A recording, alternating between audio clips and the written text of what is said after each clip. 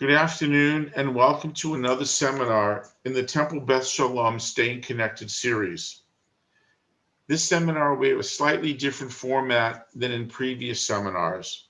Our speaker, Marcia Zerivitz, will speak for about an hour and 5 minutes or so to give the entire presentation.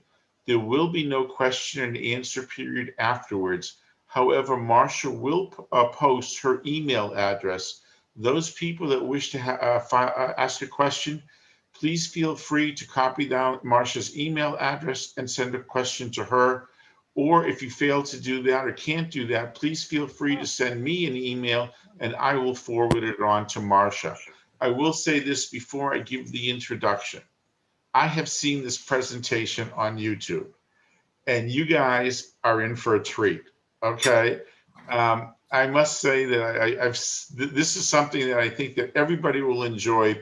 So put your feet up, grab a nice coffee and a little Danish maybe, or a little babka, and enjoy the presentation. So with that, I will give my introduction and then I will turn it over to Marcia. And once again, there will be no questions and answers afterwards. So sit back, relax, and enjoy. Marcia Jo Zerivitz, founding executive director of the Jewish Museum of Florida, FIU, on Miami Beach, is a native West Virginian who has lived in Florida for more than half a century. She has been a trailblazer in the American and Floridian Jewish communities, serving national, state, and local organization, and has broken the glass ceiling as the first woman in many positions. Her focus for the past 40 years has been organizing Jewish communities to collect, document, and preserve their history, researching and collating the hidden 250 years of Florida Jewish history, and creating a statewide history museum with a collections archive, exhibits, publications, and educational programs. Marcia Jo initiated the legislation for both Florida Jewish History Month each January and Jewish American Heritage Month each May to increase awareness of the contributions of Jews to the quality of life for all.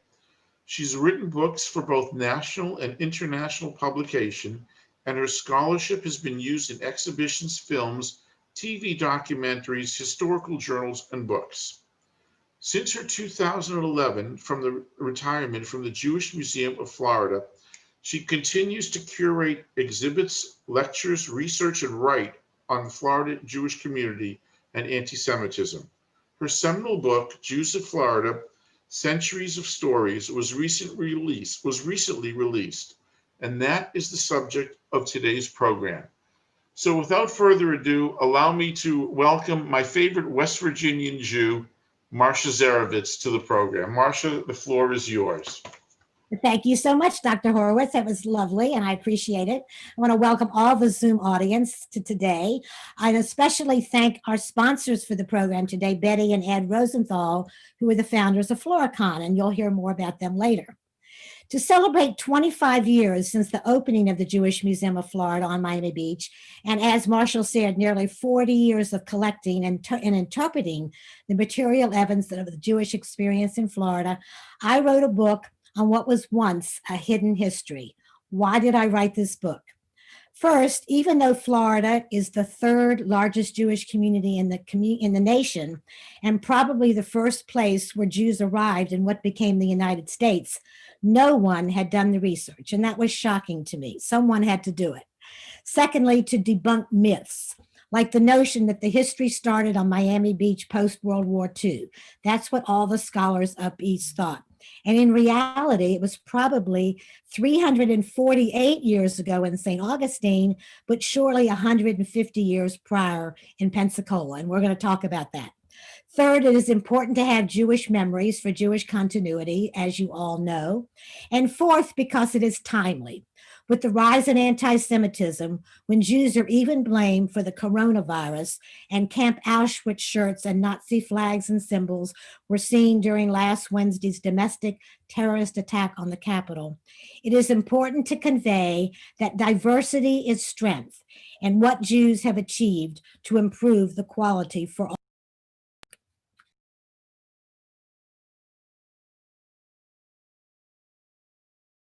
Marcia, you muted yourself. Marcia, you muted yourself. You'll need to unmute. Okay, now, for some reason, my slides got stuck and that happened. Okay, back on track. This is Florida Jewish History Month, as Marshall indicated in the introduction. I work with the Florida legislature that passed the resolution in 2003, making every January a time to learn about and celebrate the contributions of Jews to the development of the Sunshine State. I also work with the school systems to develop and distribute a study guide for my book that is available in all 67 counties for middle and high school students to learn this.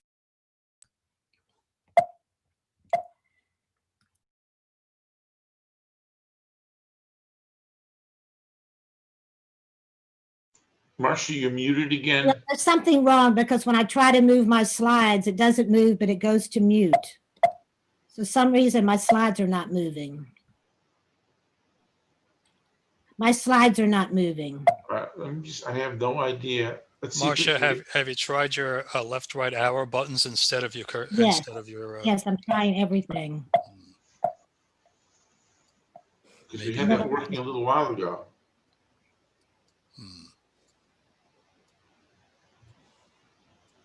Okay, let me see if it's working now. Yes, okay. Did someone do something? Did Elliot do something? I think he did. Okay. The word history contains a story. Somebody trying to say something? Okay. The word history contains the word story. Jews are storytellers. I'm going to tell you a story about how this history was revealed. Little had been known until 1984 when I got involved in the Mosaic Project to research this history. From where I lived in Orlando, I spent the next 8 years on the road, traveling 250,000 miles around Florida, from community to community across Florida, to set up and manage task forces for the grassroots research. Sue Rosen is on the Zoom, and she was very instrumental and involved in the Sarasota task force. Together, we collected oral histories, photographs, documents, and artifacts that told the story of Jewish life in Florida. Florida has more than 21 million people. That includes about 750,000 Jews, or about 3.4% of the population. Most people think that no one could be a Florida native, or surely not have parents and grandparents born in Florida. Jews, as you know, ask a lot of questions. For nearly 4 decades, I have asked a lot of questions. The answers and material evidence that I assembled resulted in a huge story. I get asked all the time, how do you know what you know? I now know that history is people, people who effect change, who make the world a better place, people who inspire. Being a product of 1940s and 50s public schools, when I began the research in the 1980s, my inclination was to go to the public library, but there were no books on this subject. Then I went to the state archives in Tallahassee, and they had nothing, zero. They had 2,000 different categories, but nothing on Jews. And this was before Google and Wikipedia, if you can imagine that. So the primary method was oral histories. Dr. Samuel Proctor was born in Jacksonville and taught Florida history at the University of Florida for 50 years. He was the master of oral history. He trained me how to talk to people, what questions to ask, how to ask, and most importantly, how to listen. During the oral history process, I asked for photos and artifacts that supported the stories. I did my best to validate what I was being told and retrieving the memories of the people that I interviewed and make connections of families throughout the state. That was really a lot of fun. I would interview someone in Tallahassee, and then I would interview someone in Fort Myers and find out there was a connection. I was finding relatives for people, helping them make family trees. That was really fun. All of this resulted in a collection that I put on this little 512K computer. For those of you that are computer literate, you will appreciate we had no laptops, of course, in that day. And I used to carry this thing around from community to community. Actually, a 10-year-old kid taught me how to create a database on my Mac. And it was good enough to get the museum accredited, and it continues to be used, the database that I created, not the little Mac. The little Mac is in the archives. The collections were the source of 85% of the photos in my book. One example, it's 1986, before cell phones, Google, and Wikipedia, and I am in Jacksonville interviewing Rosalie and Robert Coleman about his grandfather, George Delinsky, who's in the photograph.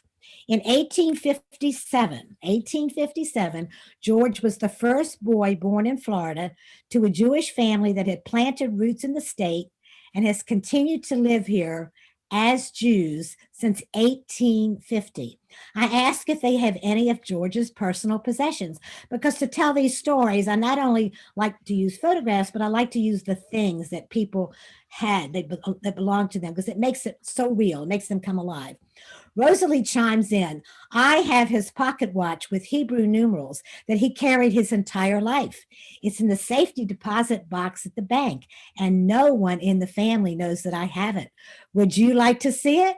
I say absolutely. And at the bank, I ask if our Mosaic Jewish and Life in Florida project could borrow it for the traveling exhibition. She says yes. And then in 1995, when we created the Jewish Museum of Florida, I asked if if they would donate it to the collections. She said yes. This is how the material evidence of Jewish life in Florida was retrieved, piece by piece. So many people think that we started the museum because someone had a collection and donated. Absolutely not the case. We had to retrieve these items piece by piece. The family, the Delinsky family, continues to live in Jacksonville and has 75 descendants in Florida into the 8th generation. The research findings resulted in the Mosaic traveling exhibit that opened in Miami at the Historical Museum in 1990 and traveled to 13 cities over 4 years. As I mentioned before, we had a very active task force in Sarasota, and we brought the exhibit to the Sarasota Art Association in 1991. The success of this exhibit and the enthusiasm and press that it generated throughout the state and the nation was the impetus to create the Jewish Museum of Florida. In 1992, I was designated the executive director in charge with finding a place. I found these historic synagogues on South Beach that were about to be torn down. They were totally dilapidated. They had been abandoned, and they had been the first synagogue for the synagogue for the first Jewish congregation on Miami Beach beginning in 1929. I raised the money to restore and adapt them. In 1995, Mosaic evolved into the Jewish Museum of Florida, a permanent home for the collections and a place to present exhibits and public programs to tell the stories of one ethnic group in a hugely diverse state. 2020 was our 25th anniversary. Now for some samples of my stories. From my work with Mosaic, I became a Florida history and news junkie, making the Jewish connections all around the state. This morning, like every morning, and this is a big news day, I read the Washington Post on my phone. Since 2013, Marty Barron has been executive editor, a position he formerly held at the Miami Herald. In 1954, he was born in Tampa, where he grew up. His parents were Israelis. They had relocated to Tampa and had every news resource available in the home to learn about their new country. That was how Marty got so involved in journalism. That's what his goal as a child, because of all this that he had been exposed to in the home. Barron's role as editor of the Boston Globe was highlighted in the movie Spotlight, which I'm sure a lot of you saw. He led the 2003 investigation into the cover-up of sexual abuse by priests within the Boston Archdiocese. This morning, I also watched CNN News. 5-time Emmy Award winner Jeff Zucker was named chairman, Warner Media News and Sports in 2019. He was born and raised in Miami. His parents, Arlene and Matthew, still live there. In fact, that's where I got this picture. And I got many of the pictures that I used from the families. Also, I checked on my family on Facebook. Isn't that how we track our children and grandchildren today? Since 2008, Sheryl Sandberg has been #2 at Facebook, the world's largest social network. She grew up in North Miami Beach and maintains a circle of women friends from middle and high school there. It is noteworthy that in November, Facebook committed to banning posts that promote anti Semitism, including posts about Jews controlling the world and denials or distortions about the Holocaust. I put on my Spanx bra as I dressed. Founder Sarah Blakely was born and raised in Clearwater and attended Florida State University. In 2000, Oprah Winfrey named Spanx her favorite product, and sales took off, reaching $1 million in its first year and $10 million in its second year. Forbes touted her as the youngest self-made billionaire in the world in 2012. Spanx is now available in 20 countries.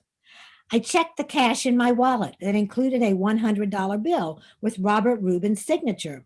Rubin was sworn in as the 70th U.S. Secretary of the Treasury in 1995, and he served 4 years.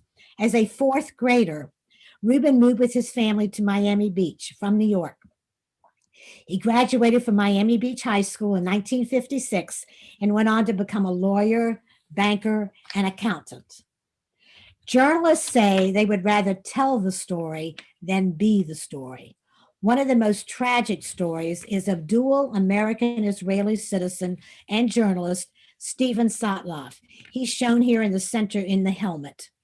He was beheaded by ISIS on international TV in September of 2014 in Syria.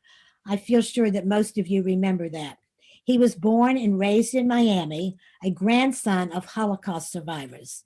A University of Central Florida journalism graduate, he studied Hebrew and Arabic in Israel and Yemen so he could tell human interest stories about the Middle East. It took me a very long time, more than a year, to find this photo because I like to use photos that show what people do. Note the paper and pen in his hands and the intensity on his face. If you follow the news, you heard on October the 7th, this past October, that the United States brought 2 ISIS militants to Virginia for a federal trial.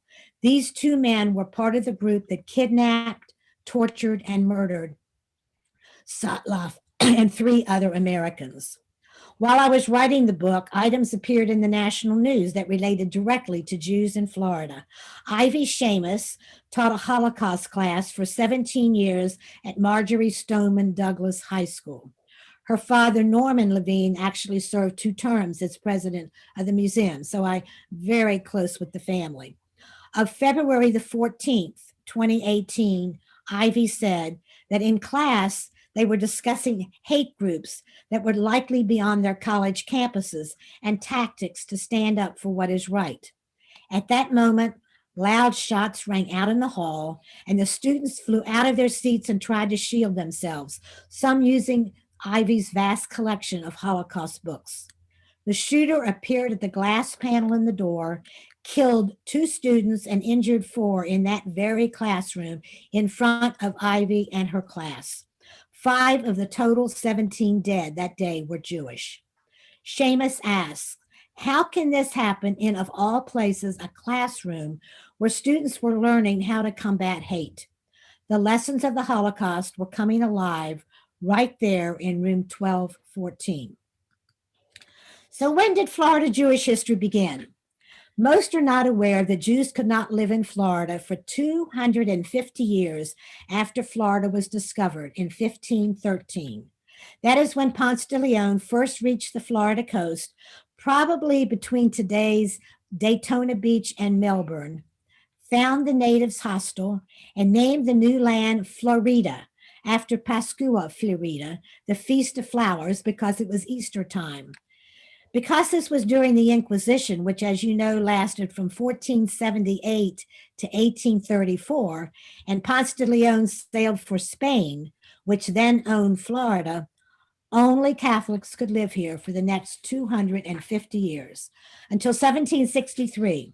That is when the Treaty of Paris was signed, following the French and Indian War, the final phase of the century-long Anglo-French struggle for colonial and commercial supremacy. In this treaty, Spain ceded Florida to Great Britain, and people other than Catholics could finally settle, including Jews. These 1765 Pensacola Council minutes that reflect the names of 3 Jews who arrived in 1763.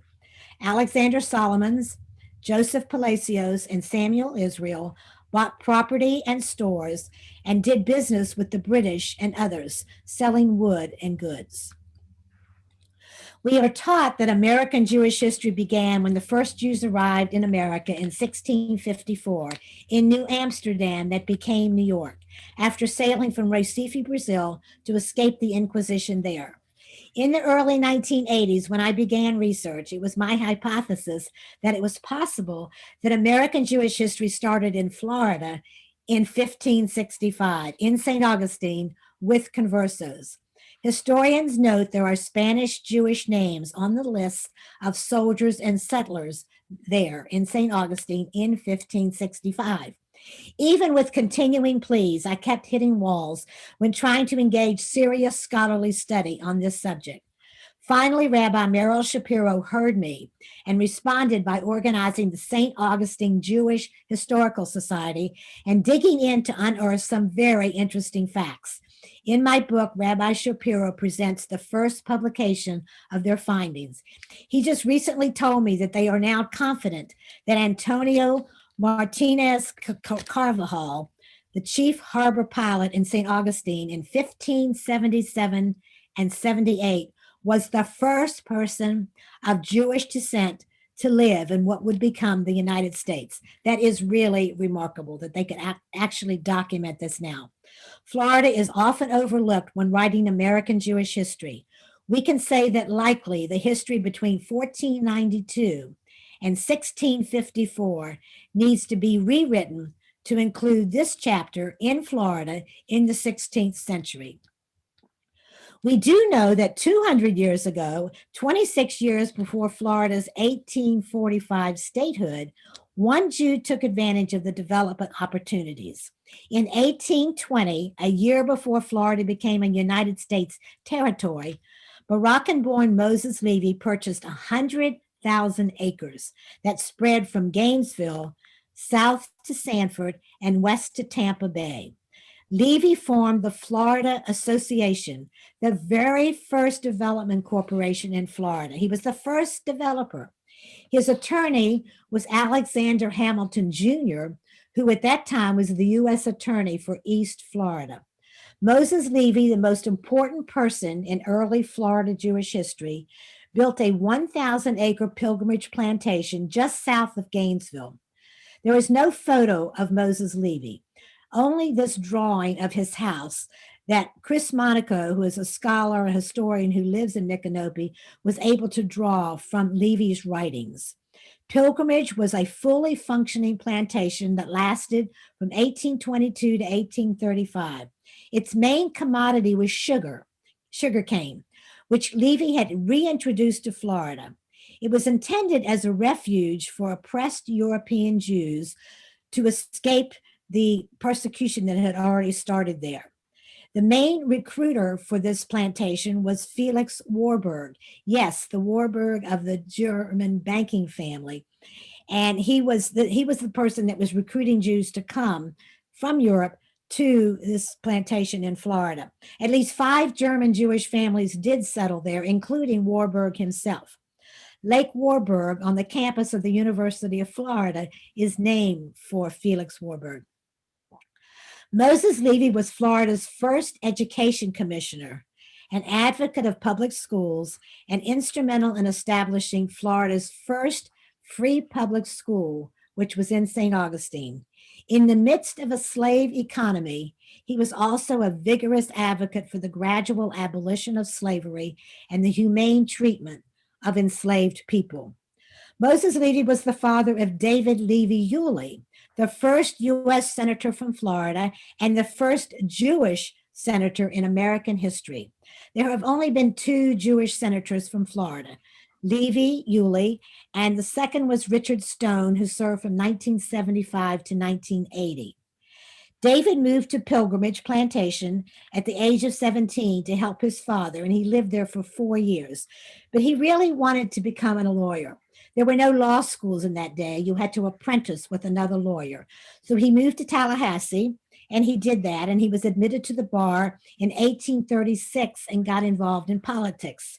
Florida became the 27th state in 1845 with the leadership of David Levy Yulee. He helped draft Florida's constitution and worked hard for statehood when there were about 60,000 people in the state. Keep in mind, there are over 21 million today. And that 60,000 included about 100 Jews. He faced anti-Semitism in the U.S. Senate. Vice President John Quincy Adams continued to refer to him as that alien Jew delegate from Florida, even though he had gone through citizenship proceedings twice. He served as senator until Florida seceded from the Union and served in a Union prison for 1 year. Yulee was the ancestral name of the family in Morocco, a name he added to Levy when he went to Washington. David Levy Yulee was important both in politics and the economy because in 1861, he formed the Florida Railroad Company, which was the first cross-state railroad. For the first time, goods arriving from Europe could be shipped across the state from Fernandina Beach to Cedar Key instead of going all the way around the tip of Florida, around Key West and up the West Coast. The railroad operated for 80 years. The town of Yulee near Jacksonville and the Yulee Sugar Mill at Homosassa are among the places in Florida named for him. In my book, you will also find a defense about his conversion, which some people say. The evidence is that he lived his entire life and died as a Jew. During World War II, there was a U.S. Liberty ship named for him. Moses Levy's plantation was destroyed at the beginning of the Second Seminole War in 1835. And this is when I introduced another important Jewish person, Abraham Myers, for whom the city of Fort Myers is named on the West Coast. This Florida map tells a large story. It reflects the sequence of the earliest documentation of Jewish life in communities around the state. I've also included some photographs of Jewish pioneers at each place. And if you look up at the top left, I've already talked about Pensacola in 1763, then Micanopy, which was where the pilgrimage plantation of Moses Levy was in 1819. In fact, Moses Levy was a founder of the town of Micanopy. I don't know if any of you have been there, but it's a darling little town with just antique shops, no stores or gas stations, or it's just antique shops. It's a lot of fun. And then the third is Tallahassee, which is 1837, which had been chosen as the capital in 1824. Then we come all the way down to Key West, Florida, and then Jacksonville, which were each about 1840. If you've been to the Ellis Island Museum in New York, there's a big map, a map of immigration on the wall, and it shows two ports of immigration into Florida. One is Jacksonville and one is Key West, because they were unblockaded ports during the Civil War later, but even before that, they were admitting immigrants. So those two communities around 1840. Then Tampa, 1844, and I'm going to talk about that in a minute, which was 48 years still before South Florida. There was no South Florida at this time. And then we have Miami and Palm Beach, West Palm Beach in 1892, both in anticipation of Henry Flagler's Railroad. That's what opened up South Florida. Henry Flagler's Railroad started coming down the East Coast, and that's when development started. St. Petersburg, where I live, 1901. The first Jew in Broward County was in 1910. Then we have 1913, which is where Sarasota comes in, and also Miami Beach, the first Jews settled. Then we have Fort Lauderdale, 1915. And lastly, Boca Raton, which is the most amazing part of the story because Boca did not have a Jew until 1931. And today it hosts the state's largest Jewish population with about 240,000 Jews. The Moses Levy family is no longer Jewish. So who is the longest continuing Jewish family in Florida? The Delancey family that I talked about earlier with the pocket watch. This is Philip Delancey in the top left. He got to Jacksonville about 1850. He was the first to arrive in his large family. Then he brought over his father. His mother had died coming across in the Atlantic, but he had 8 brothers and sisters. So he brought his father and all his siblings to Jacksonville in 1850. He got married to Ida Ehrlich, and they had the 2 children. George, you met with the pocket watch, who's sitting on this in this photo in the chair, and his sister Regina was born 2 years later. And then in the top right, you see Morris Delinsky.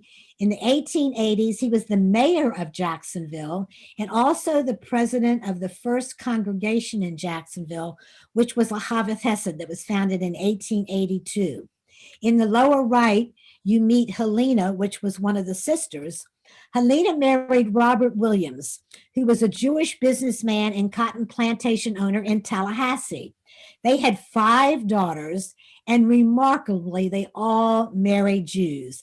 I just find this so exciting to know that with so few Jews in the state, Jews found other Jews to marry, which is a real statement of their adherence to tradition. This is an 1897 photo of their family in front of their Tallahassee home.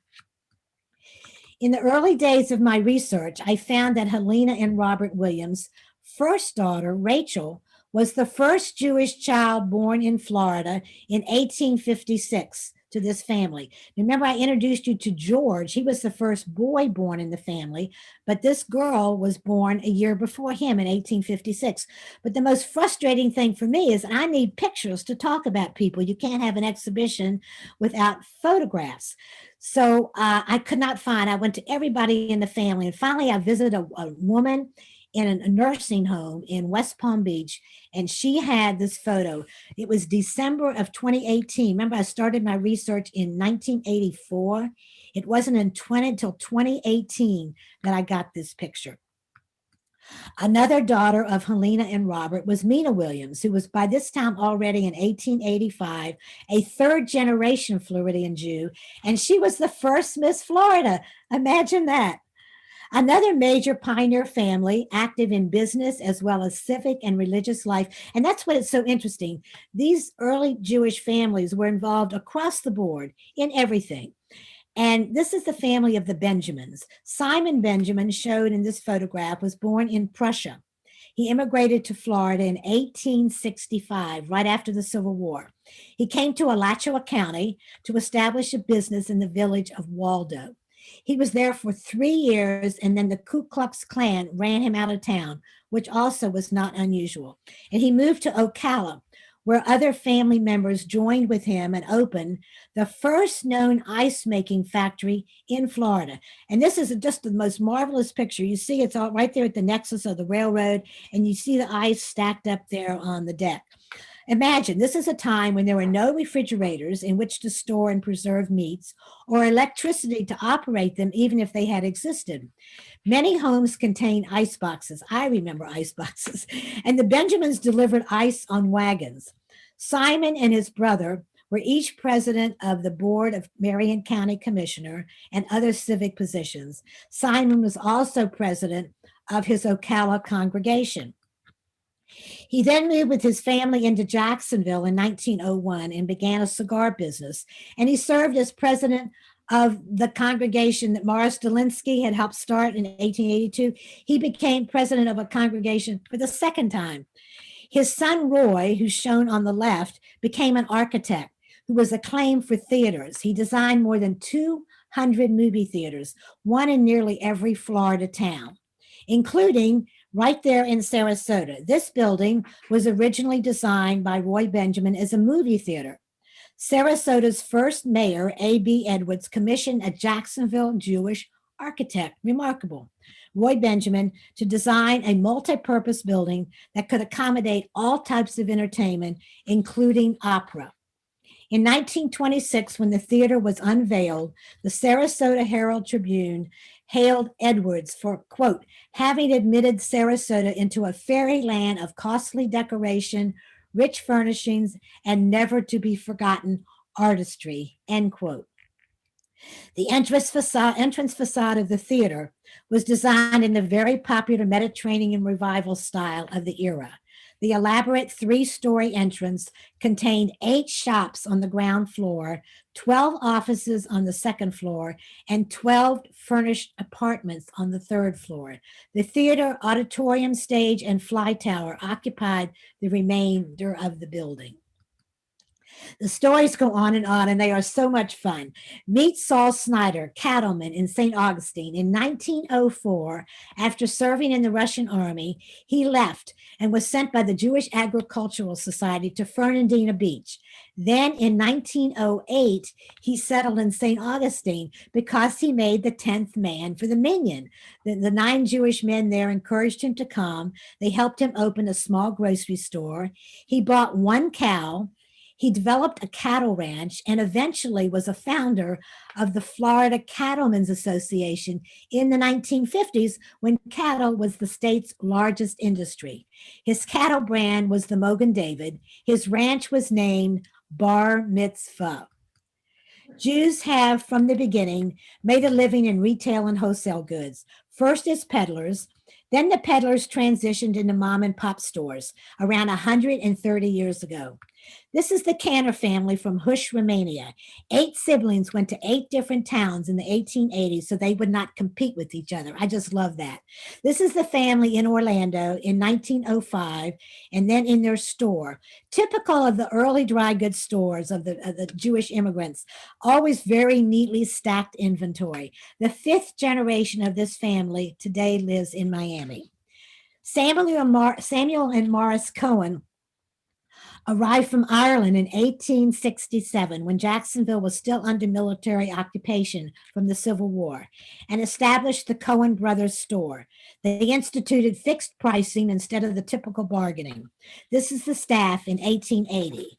Then in 1912, they built this mammoth department store occupying a full city block. It was the largest structure in the city and at one time was the 9th largest department store in the entire United States. In business for 120 years, the building is now Jacksonville's City Hall. This is another of the large department stores in Florida owned by Jews. Abe and Ben Amaz came from Germany to Tampa in 1894. Then brothers followed.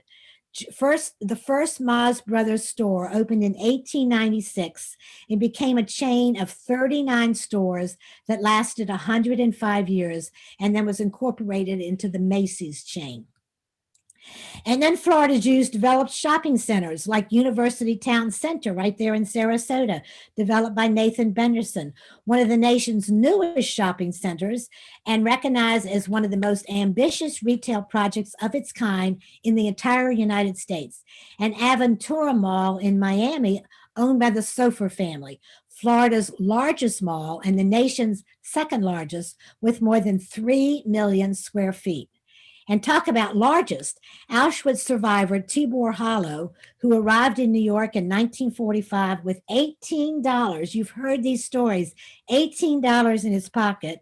In 2018, 2 years ago, opened the tallest building in Florida at 868 feet and 85 stories in Miami with a 2,000 car parking garage at a cost of $800 million. We think that's really big, right? And then consider New York's 28-acre, 25-plus billion-dollar Hudson Yards project, as the press calls it, a nation state for the 1%, brought to you by the most powerful city shaper in modern times. Stephen Ross graduated from Miami Beach High School in 1958, attended the University of Florida, and became the founding chair of the related companies. Ross is shown here standing in the highest outdoor observation deck in the Western Hemisphere at his Hudson Yards. Ross also owns the Miami Dolphins football team, the first professional sports team in Florida. And like many of you, I follow all of Florida's sports teams, many owned by Jews. In Miami, there was also the Heat basketball, owned by Mickey Arison, and Marlins baseball, Jeffrey Loria, sold to Bruce Sherman of Naples a couple years ago, and Alan Cohen once owned the Panthers ice hockey team. Where I live in Tampa Bay, all 3 professional sports teams are owned by Jews. football, baseball, and ice hockey. This season, all the teams went to their national playoffs. The Lightning won the NHL Stanley Cup. And if you're football fans, you know that the Bucks now have Tom Brady, which is a big deal. Speaking of sports, most everyone is familiar with the Heisman Trophy. In 1935, LSU created the award for the highest honor in college football. LSU began his sculpting career at the age of 7 when he took the tallow from the Shabbat candles into the tub and molded them into horses' heads. He went on to create the glass panels above the doors at the Library of Congress, national monuments, important museum pieces, many works for Steuben Glass, and more. When he moved to Sarasota, he became a city institution, designing sculptures for the Van Wezel, the Ringley Museum of Art, Temple Emmanuel, and your very own Temple Beth Shalom. I want to emphasize that Jews have been notable in agriculture in Florida. When immigrants came from Europe in the 19th and early 20th century, they had mostly come from places where Jews could not own land or be farmers. So working the land was an attractive way to be independent to support their families. The earliest citrus king was Dr. Philip Phillips in the Orlando area. In 1897, he was the first known Jew to permanently settle there. By the early 1920s, he developed 5,000 acres stretching across 9 central Florida counties. This made Phillips the largest individual citrus grower in the entire world. He was responsible for many key innovations in the processing and packaging of orange juice. He sold to Minute Maid in 1954 and formed a foundation that supports many medical, educational, and cultural facilities in Central Florida. The collage in the whole lower right part of this photograph shows some of the places that are named for him. And the one in the lower right is the recently opened Orlando Performing Arts Center. It's called the Dr. Phillips Orlando Performing Arts Center. He was inducted into the Florida Citrus Hall of Fame in 1986. If you drive north from where you are to Tampa, you can visit Ybor City. Tobaccos and cigars are a large part of the Florida Jewish story. Most cigar factories were in Key West in the 1880s, then moved to Ybor City in 1891. In my book, I tell you why. This factory and label belonged to the oldest family-owned cigar maker in the United States, now into the 4th generation, and is the last cigar factory in Tampa today that once had 150 factories in Ybor City, many owned by Jews. Note in this label the Mogen David around the woman's neck. This is the grandmother of the Newman family that owns this Cuesta-Rey label, which is the last cigar factory. And I noticed the Mogen David, and this brand is sold in 80 countries. I shop at Publix where I buy strawberries that until 2011 had this label with the Mogen David, attracting anti-Semitic threats. Polish immigrants Yetta and Harris Wisnatsky came from New York to Plant City in 1930 to start growing fruit. The 3rd generation running the operation today changed the label to Wish. When I read about trips to and from the International Space Station, I recall that Harry Kaplan of Melbourne helped develop the spacesuit the astronauts wore right up until last May when Elon Musk launched the SpaceX. That they changed the spacesuit. And many Jews were involved in leadership positions at Cape Canaveral and the Martin Company. And that the fresh veggies the astronauts eat in space were developed by Betty and Ed Rosenthal, the sponsors of today's program, shown in the right and the center. That's Ed and Betty. Founders of Floricon Fertilizer Corporation that is located in Hardee County. Floricon was selected as a collaborator with NASA. Look at Betty's feet. This is the most amazing photograph. This is her feet in the circle. So you can appreciate the proportion of the size of this red romaine lettuce. Using the Rosenthal's Floricon controlled release fertilizer, this humongous lettuce was the first crop of lettuce grown in space in just 3 weeks from seed. In 2017, Ed and his son Eric and the company Floricon were inducted into the Space Technology Hall of Fame for their quantum leap in agriculture. Their son Jonathan manages the patents. Jews have been prominent in the area of construction. Just look at this view of Miami Beach hotels, the Eden Rock and the Fontainebleau in the foreground, and realize that those and many others were built by Jews, including the architecture, construction, and preservation of Art Deco hotels. From Sarasota, driving south on I-75, just west of Fort Myers, you pass Cape Coral, a 114 square mile city developed by Leonard and Julius Rosen, also in Lee County in the 1950s. Today, with 150,000 total population, it ranks just behind Jacksonville as the state's second largest city and area, includes 35,000 waterfront homes, making it among the largest municipal sized development in the country. A little farther south, you pass another city developed by Jews. In 1955, Jules and Jack Freeman developed San Carlos Park, also in Lee County, south of Fort Myers. They learned how to build roads, dig canals, design land areas, and create lakes. Today, they are 25,000 residents there. The the Freeman brothers, who settled in Florida in 1953 with $10,000, also developed the largest orange grove in the entire world, 4 million trees, 37 square miles in Arcadia, which is along Florida State Road 70. They accumulated, developed, and sold a total of 89,000 acres, or 139 square miles. And to make this relative, to imagine the size, it's 6 times the size of Manhattan, which is about 23 square miles. As we drive around Florida, we come across causeways and bridges named for Jews who have contributed much to the development of the state. Some examples are Canner Highway in Martin County, Buckman Highway in Hillsborough County, and the Norman Giller Bridge, William Singer Expressway, and the William Lehman and Broad Causeways in Miami-Dade. I am always asked, why is there a photo of a cruise ship on the cover of my book? They are major economic drivers for our state, bringing in more than $8 billion annually. But I must make note of that that's in normal years. Of course, with COVID, there are no cruise ships going out. Florida is the nation's #1 cruise state, often referred to as the cruise capital of the world. Today, there are 3 public cruise lines, and all 3 are chaired by Floridian Jews: Mickey Arison at Carnival, Richard Fain at Royal Caribbean, and Russell Galbert at Norwegian. And very important to the cruise and shipping industries are the harbor pilots. Carolyn Hertz, a Jewish girl from Tampa, was the Florida's first female harbor pilot. For 20 years, Carolyn has brought ships into the port of Tampa. From the pilot boat, which you see in the lower right, she snugs up against these immense vessels, jumps to the ship's dangling rope ladder, which you see her right there on the side of the ship, climbing up 30 feet. Then she takes control of the ship from the captain, telling the crew how to make it safely through Tampa's 42-mile channel, the state's longest, incidentally.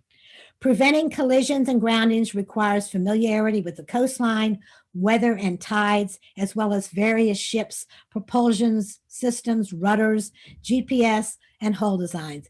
Amazing. And she also sings in her synagogue choir in Tampa.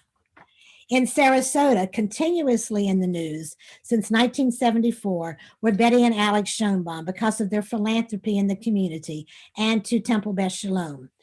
On the right, they're shown breaking the ground for the Glasser Schoenbaum Center that houses 17 human service agencies, just one of the multitude of their projects. On the left is what they looked like when they came into my life in 1939, as Alex and my mom were first cousins, and Betty and I were very, very close. Betty's motto was, "The joy of giving is the joy of living," and she gave in abundance.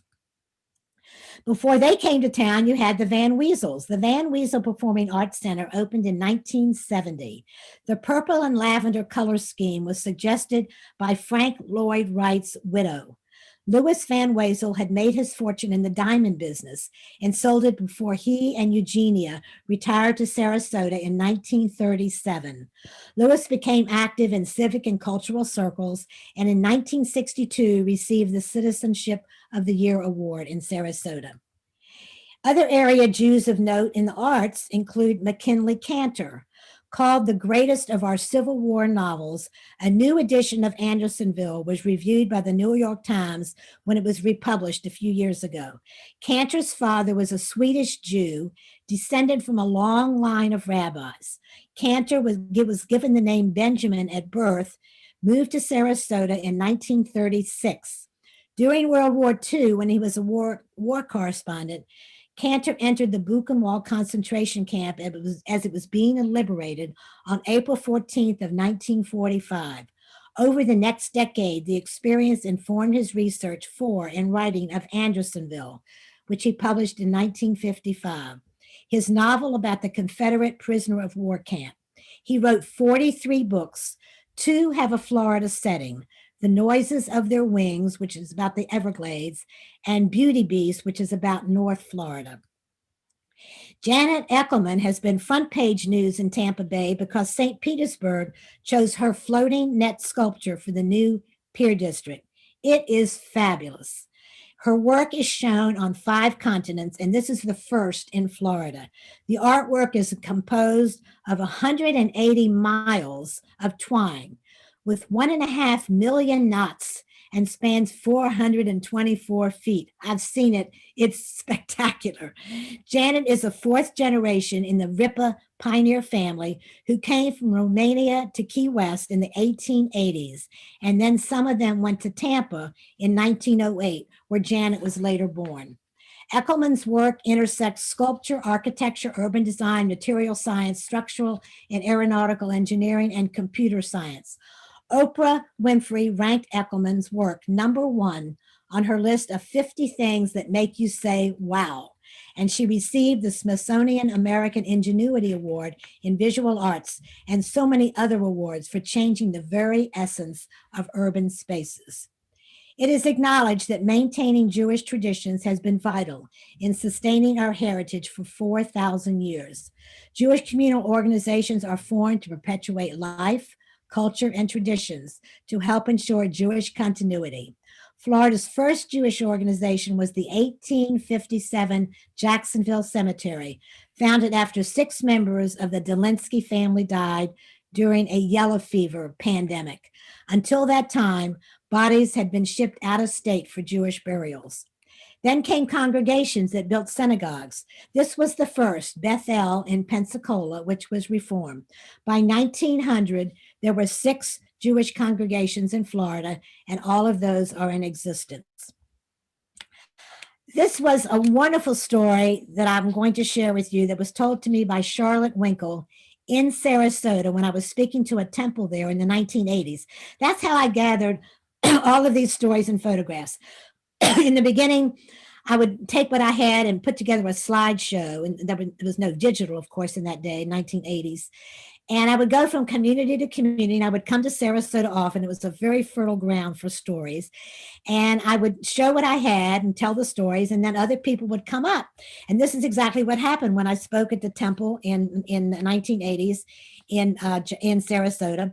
Charlotte Winkle came up and told me that her father, shown here on the left, about 100 years before that, in 1897, he got his papers to serve in the Tsar's army, which usually meant death. That might be a reason why many of your families came to this country. I know it's a reason mine did, from Russia. To avoid conscription, the family told the authorities that he had suddenly died of a high fever, which was not unusual in that day, and they actually buried him alive.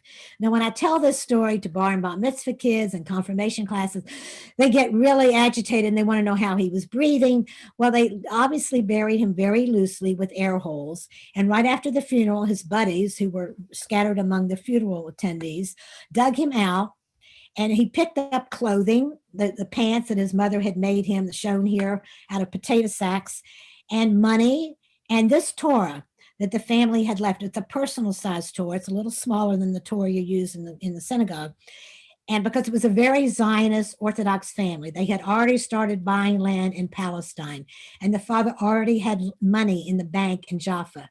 So his plan that he executed was he would smuggle himself out of Russia, walk through Turkey, get on a boat in Turkey, and sail to Palestine, which is what he did. And he was there several years where he was a sheep herder.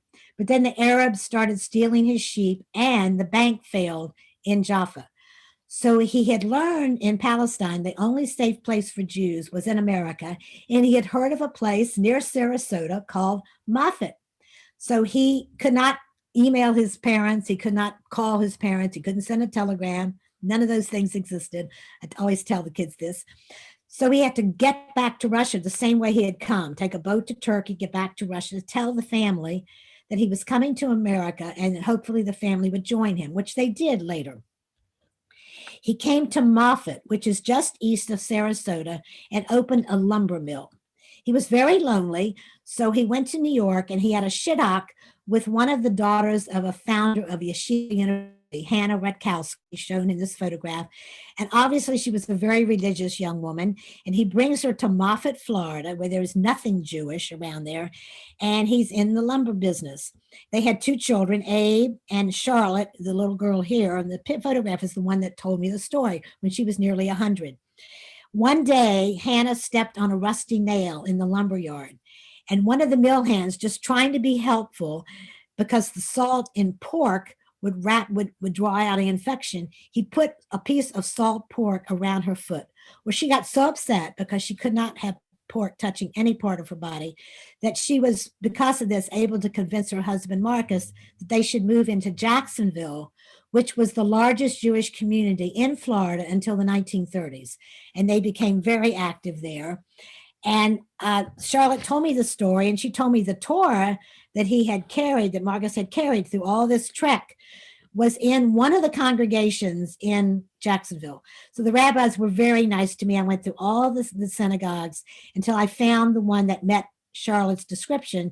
And the congregation knew it was the Winkle Torah. They just didn't know the whole story that went behind it. So I asked to borrow, like the watch, I asked to borrow the Torah for the traveling exhibition. And then when we became a museum, I went back to the board and they approved donating the Torah to the museum. So that's how the Torah is displayed at the museum. Another example of passing on traditions is observing the Jewish holidays. Beginning in 1880, Purim balls were held in the pioneer Jewish communities of Tallahassee, Pensacola, Key West, and Jacksonville. This photo was also on the book cover. In 1918, Fannie Moss of Jacksonville spent months collecting all these seashells to make this outfit for the YMHA Purim party. Continuing Jewish traditions and continuity, also on the cover, is this photo in the top left. It's a wonderful 1920 photo of a couple on an alligator, which was a symbol of Florida.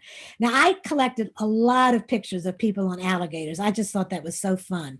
They were founders of Temple Israel, the first congregation in Palm Beach, where David opened a florist shop on Worth Avenue.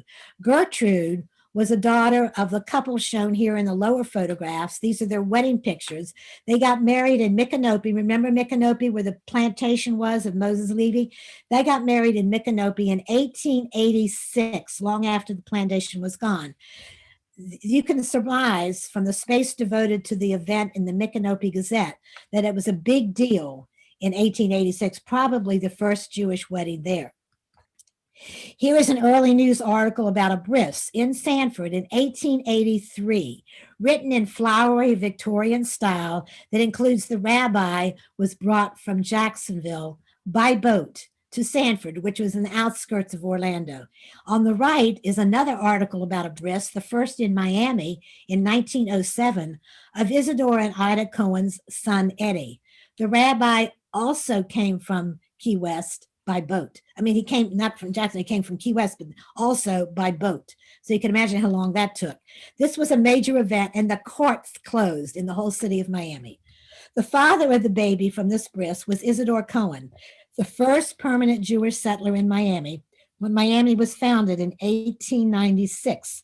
That was because that was the year that Henry Flagler's railroad was extended into Miami. Russian Jews who had first come to New York heard about the railroad and the opening of South Florida, so they followed the railroad. First, like Isidore Cohen, first had a store in Palm Beach because the railroad went there in 1894, and then it was extended in 1896 to Miami, so he moved there and opened a store.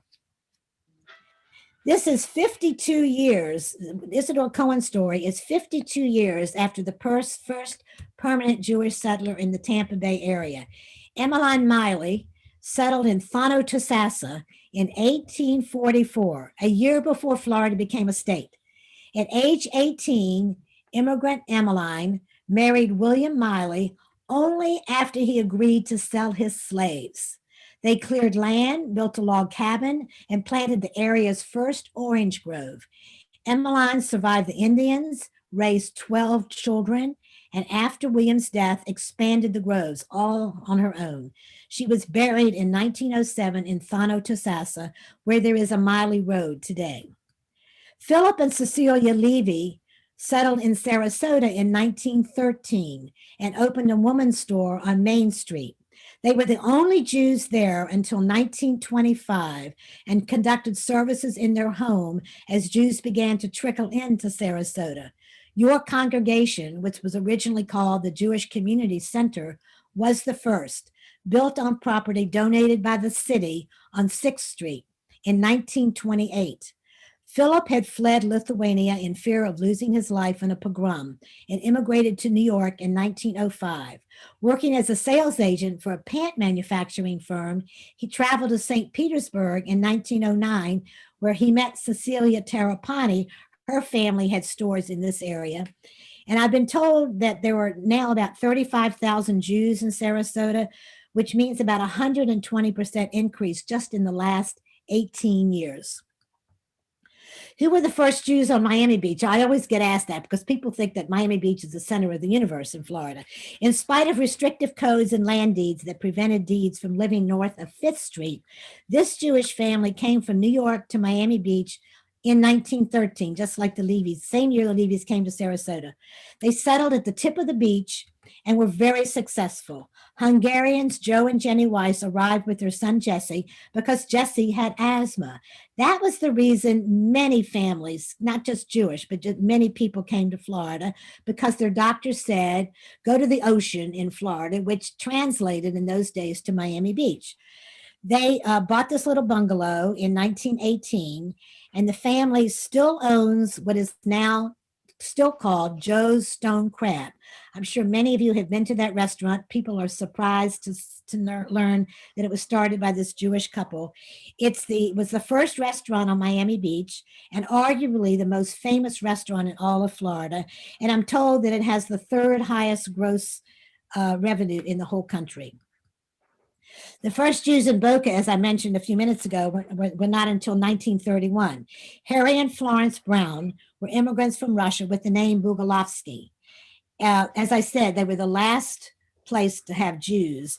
Boca Raton was founded in 1924, and this family, they had a brother and sister-in-law that joined them. This family were probably the only Jews there until after World War II.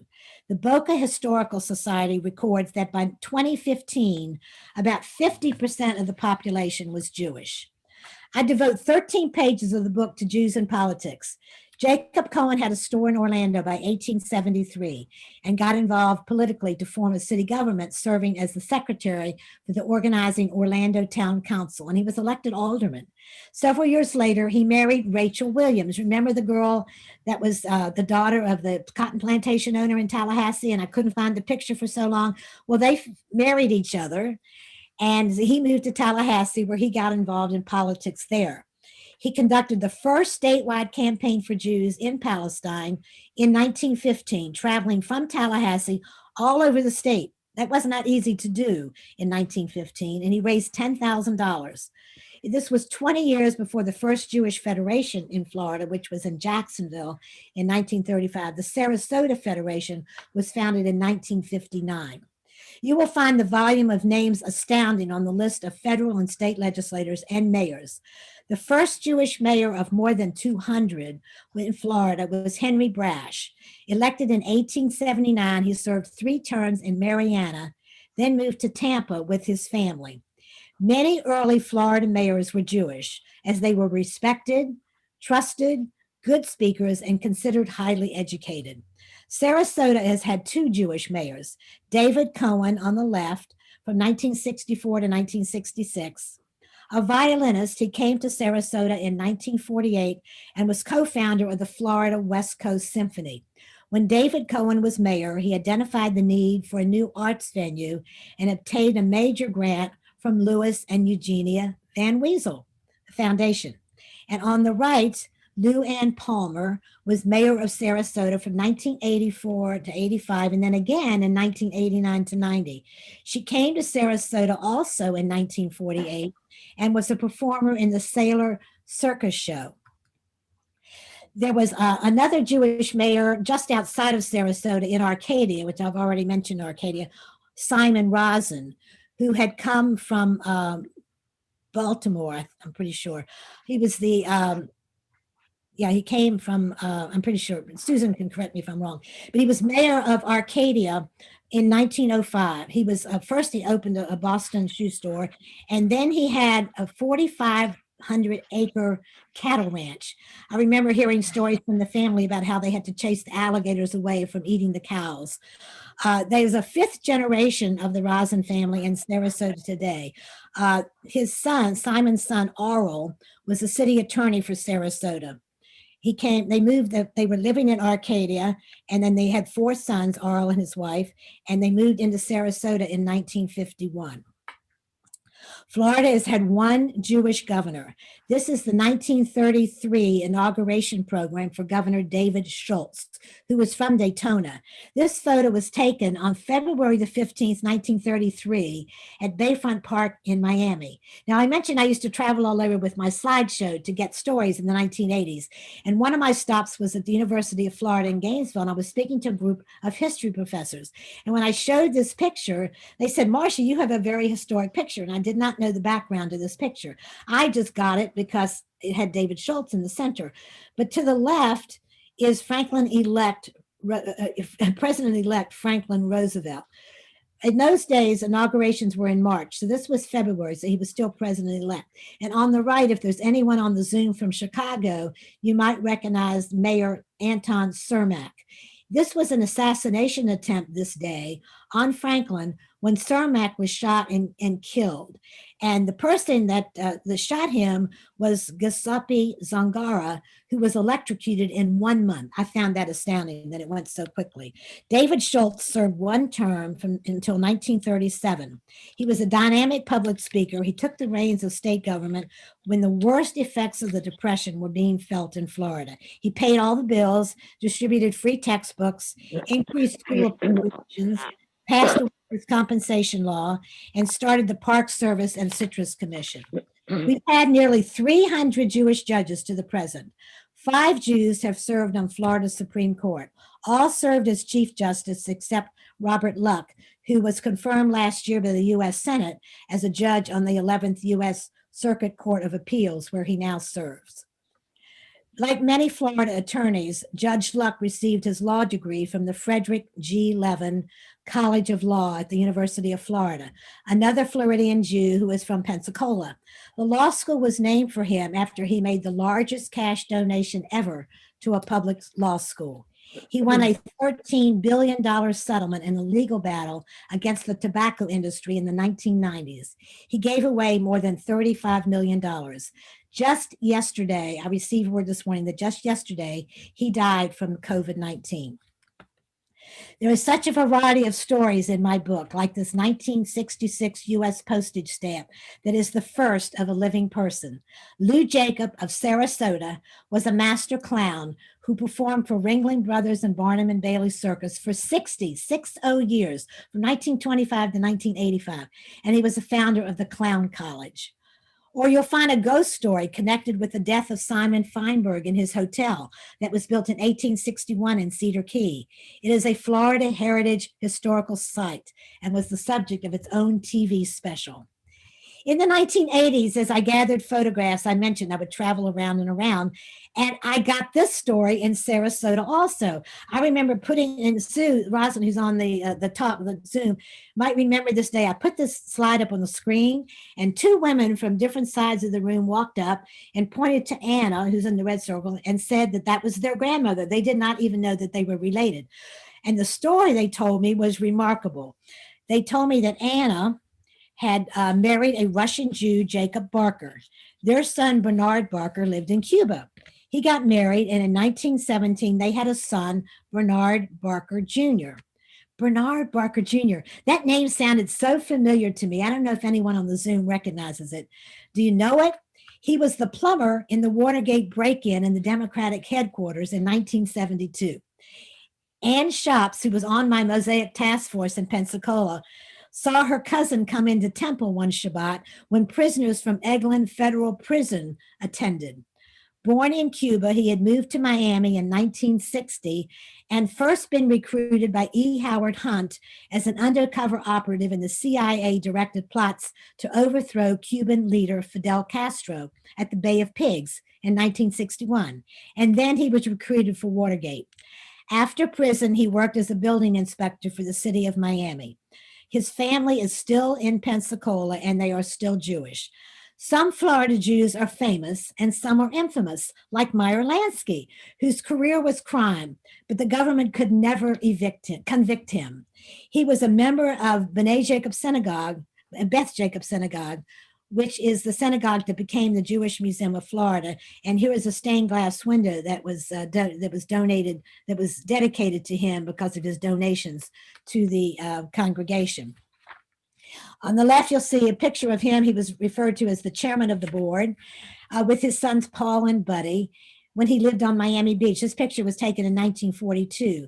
He had a home on Miami Beach since the 1930s when he began his gambling there. I wrote a lot about him in the book because there seems to be a fascination with mobsters. He died at Mount Sinai Hospital on Miami Beach in 1983 at the age of 81. Shown here is the ticket for his high holiday services when he was a member of the congregation. Anti-Semitism has risen globally by 18% in the past year. In my book, I used the word anti-Semitism more than 50 times because that was the driving force that propelled Jews to move from place to place over history.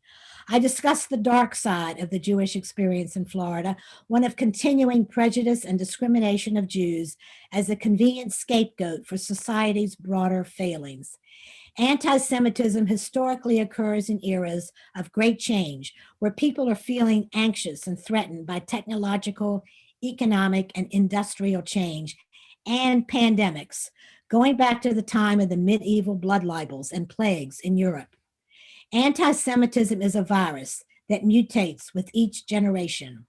We've seen a tsunami of anti-Semitic hatred on the internet and social media that baselessly blames Jews for having invented the coronavirus, for intentionally spreading it, profiting from it, and using it as a tool for global control. Often Jews escaping persecution in Europe faced anti-Semitism again when they settled in Florida, like this early case of Samuel Fleischman, who was murdered for giving credit to freed slaves in 1869. Remember, Florida was created with discrimination. Jews could not live here for 250 years. Today, Florida has the second largest number of hate groups, 67 hate groups, the largest number in the nation. And the world's first website devoted to the agenda of hatred in cyberspace was launched in 1995 in West Palm Beach. These kinds of discriminatory signs were seen all over Florida until a state law in 1949 made them illegal. Both of these images are from the late 1930s. Jews organized, overcame the discrimination, and were successful in businesses. Knowledge of the ginormous contributions in every area in the development and success of Florida strengthens Jewish identity and provides information and tools to combat the resurgence of anti-Semitism. My book is one tool to use against this hatred because it presents the evidence. I grew up in the age of the Hitler and the Holocaust, when many Jews followed the Shah Still philosophy of hush, don't brag or speak about what Jews have accomplished. They thought this would quell the hatred.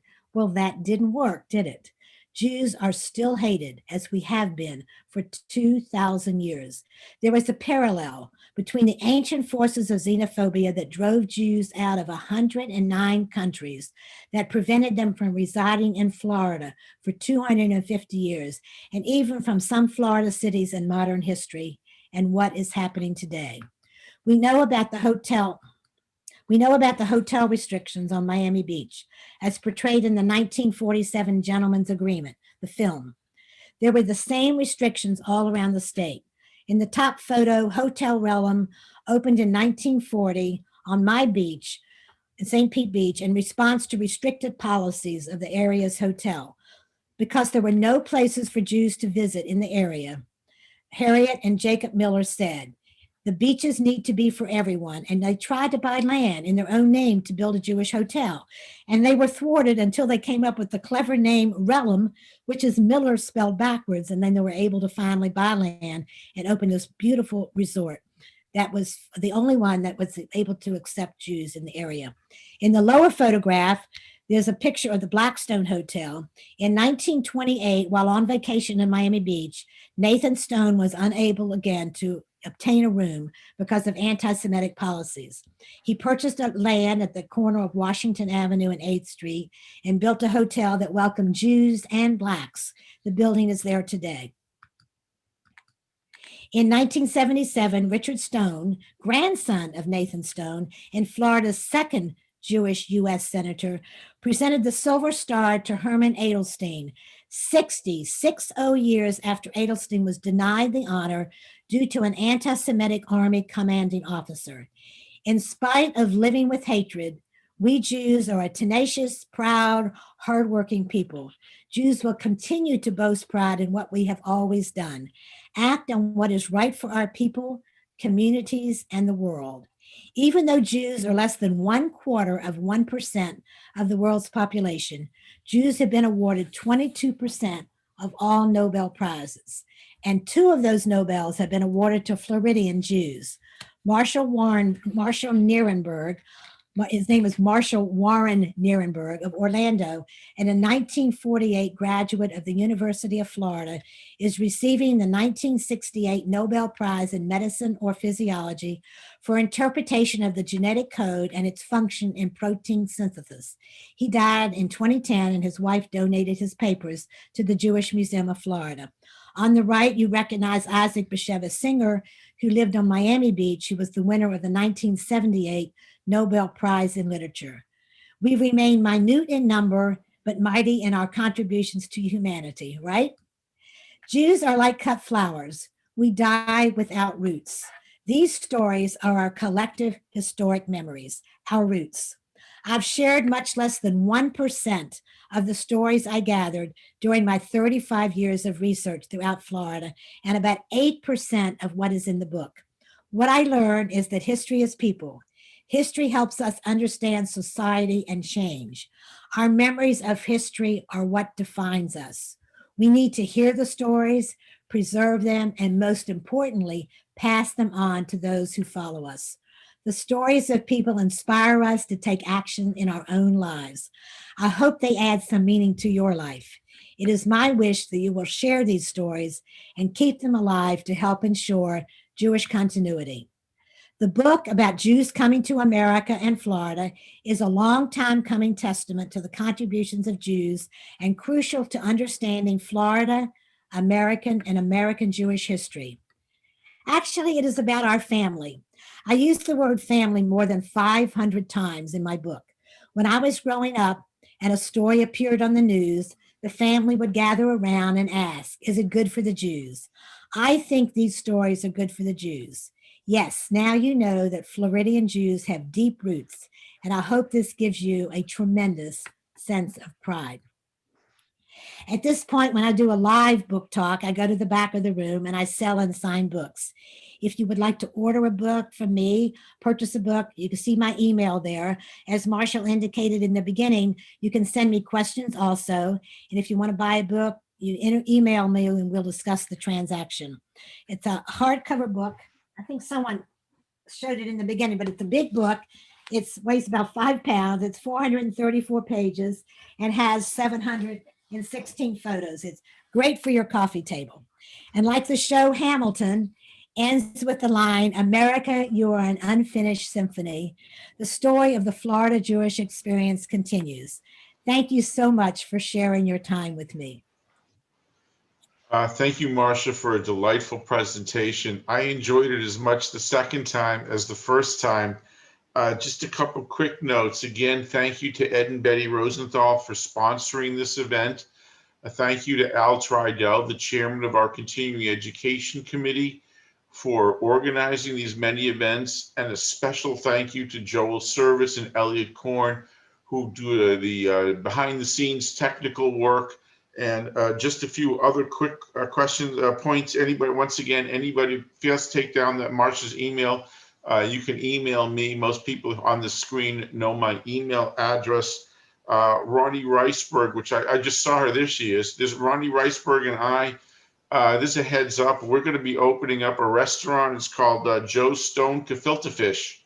And so please keep your eye on that for Main Street in Sarasota. I see Ronnie with her thumbs up there. One other point for those who are in the trivia group that I spearhead, Marcia knows the answers to this, but there is a street in Sarasota which is named after the first Jewish lawyer.